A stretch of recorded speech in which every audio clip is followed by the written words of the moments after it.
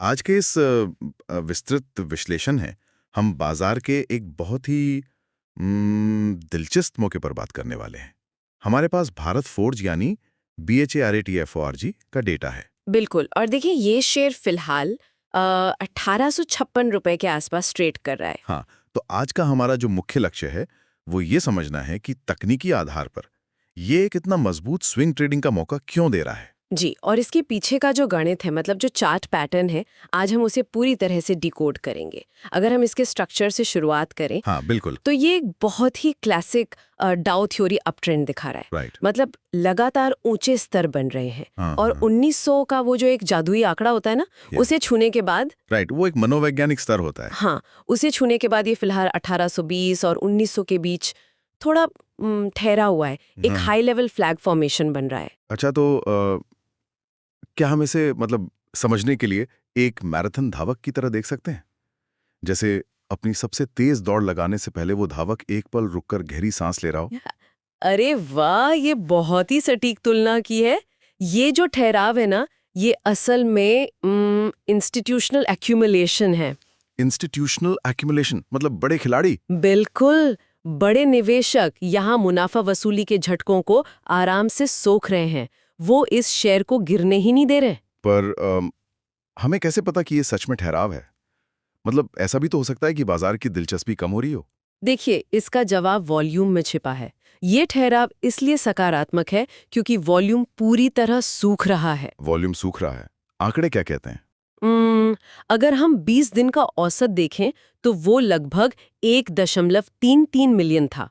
और अब ये सिर्फ 680,000 रह गया है। ओह, मतलब बेचने का कोई खास दबाव है ही नहीं। सही कहा। और साथ ही जो RSI इंडिकेटर है वो अब 58.23 पर आ गया है। अच्छा, तो ये एक बुलिश कंटिन्यूएशन जोन बन गया। हाँ, मतलब ऊपर जाने के लिए अभी पूरा का पूरा रनवे एकदम खाली पड़ा है। पर एक मिनट, मैं यहाँ थोड़ा लॉजिकल सवाल उठाना चाहूँगा। जी, पूछिए।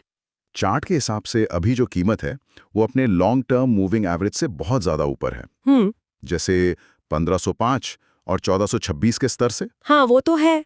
तो क्या इस बात का खतरा नहीं है कि कीमत वापस नीचे की तरफ खिंच जाए, मतलब एक रबर बैंड की तरह? मैं समझ रही हूँ, ये चिंता एकदम जायज़ है।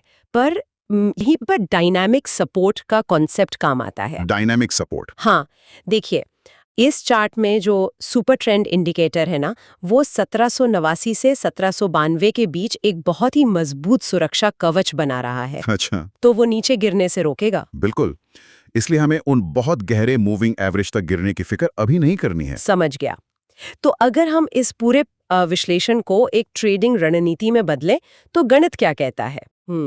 सबसे सही जो एंट्री का दायरा है वो 1830 से 1860 के बीच है। और नुकसान से बचने के लिए स्टॉप लॉस? स्टॉप लॉस एकदम सख्त होना चाहिए, ठीक 1775 पर।